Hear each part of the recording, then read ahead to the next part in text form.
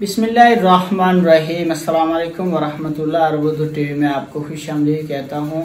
मैं आपके साथ एक और इंतहाई अहम वीडियो लेके हाजिर हूँ। इस वीडियो में मैं आपको बताऊंगा कि क्या मैं अपना कफील या कंपनी की इजाज़त के बगैर इकामा तजदीद करवा सकता हूँ। अगर कफील फौत हो जाए तो इकामा कैसे तजदीद होगा, ये सवालात जवाजात से पूछे गए थे, तो इनका जवाब मैं आपके साथ भी शेयर करता हूँ।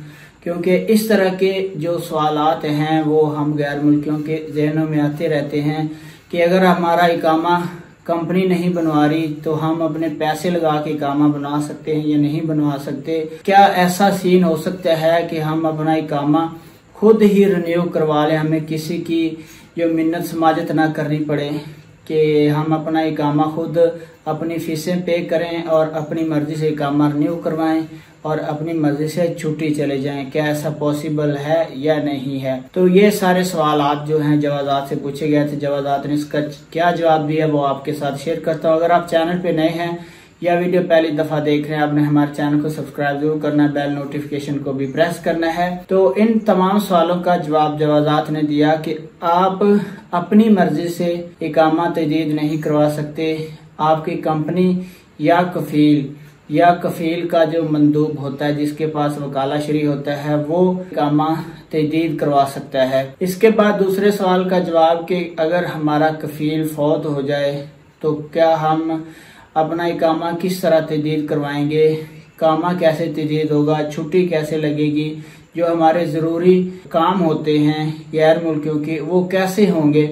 तो इस सवाल का जवाब जवाजात ने दिया कि एक अदारा है जवाजात के अंदर, उसका नाम है दाम अल अमाया अल आमा। ये अदारा जो है ये स्पेशल इस कामों के लिए है कि जिनके कफील फौत हो जाते हैं, जिनके इस तरह के सीरियस मसले होते हैं, तो ये जो अदारा है ये सिर्फ इसी काम के लिए है।